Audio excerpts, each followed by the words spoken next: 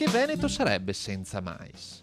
Nella regione che ha nella polenta il simbolo della propria tradizione culinaria, il mais è certamente uno dei prodotti agricoli più rappresentativi dell'identità culturale, ma non solo. Il mais da granella è una delle culture più diffuse in Veneto, con 234.000 ettari di superficie coltivata, circa il 30% della superficie agricola utilizzata a livello regionale. E oltre a produrre la farina da polenta, contribuisce ad alimentare alcune delle filiere più importanti della nostra regione.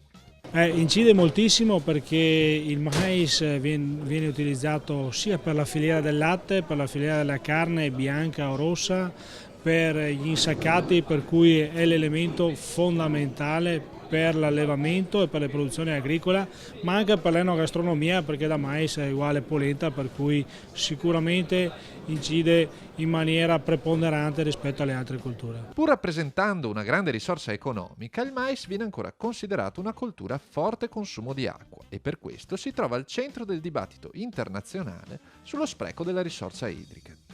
Ambi Veneto, l'unione regionale dei consorzi di bonifica, ha voluto trattare l'argomento ad Expo Milano, ribadendo l'importanza di questa cultura e la necessità di tutelarla sfruttando le nuove tecnologie che ottimizzano il consumo dell'acqua.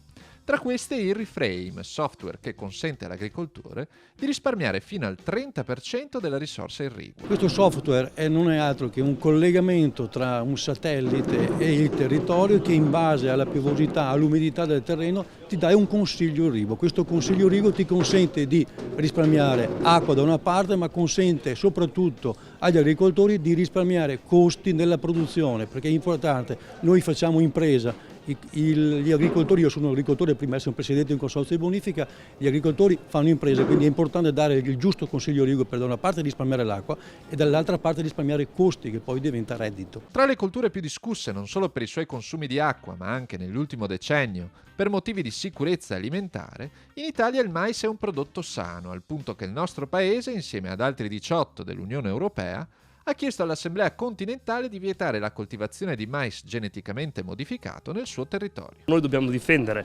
raccontando in Europa cosa si può fare, come stiamo facendo per continuare a coltivare la cultura del mais, perché noi non vogliamo assolutamente perdere la tradizione, anzi vogliamo poterla continuare a sviluppare, perché tradizione vuol dire anche occupazione, vuol dire sviluppo del territorio.